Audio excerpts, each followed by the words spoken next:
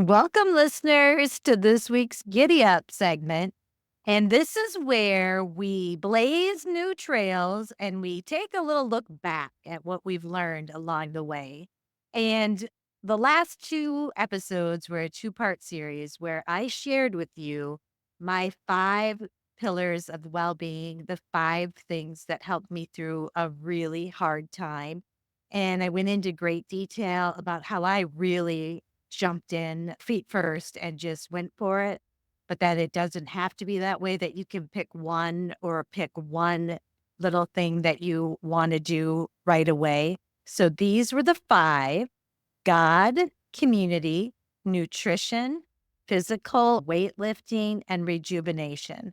And if you want to hear more, go back and listen to those podcasts. But basically, as far as God, I grew my relationship with him and learned how to totally count on him, because that's what you need to do when you're going through something really hard.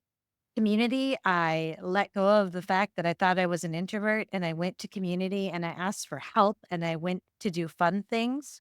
As far as nutrition, this is what I did, really in a blast. I just did a 16-hour fast, so an 8-hour eating window. Ate mainly high proteins, stayed away from gluten, had not as much dairy as normal, added vegetables and berries in a little bit more than I had in the past, really worked on no sugar and worked on trying to eat things that grow from the ground. The physical thing that I started doing different was really dedicating myself to having fun lifting. I go to a fun workout class with these inspiring gals and enjoy it at home, just quietly taking my time and feeling every movement that I make.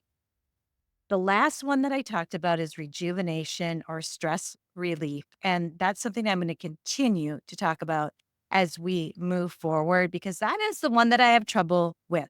Talked a little bit about breath work. I'm going to give you one new breath work on this Giddy Up segment because we're blazing new trails, and that is just box breathing. And there's something about, you can't stay in a zone of being high anxiety if you focus on box breathing. Tell me if I'm wrong, but that's what I've heard. So all that is very simply breathe in for 4, hold it for 4, breathe out for 4, hold for 4 again.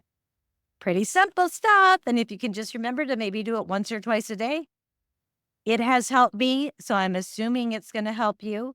Here's another one. This is what I wanna talk about a little bit today, and I don't really have a lot of answers. I am searching for the answers, and so I'm probably gonna be talking about this a lot more. But if you listen to me, you know that I am a people pleaser and I just want everyone to love me. And it is so difficult for me if someone doesn't agree with me. And it's made me really good at mediation because I can really read people and try to fit into both people's mind space and help them work together. But it can be really hard as a person to walk into a room and feel like you have to figure out what every person likes and be that. And that's not even being true to who you are. So it's been such an interesting week. Everything that I have been seeing and hearing about has been popping up about, don't worry about what other people think. I found it in my Bible study. Keep your eyes focused on God. Don't be so worried about all the things going on. Keep them focused on Him. Have your passion be His passion, and then let it go and let it go.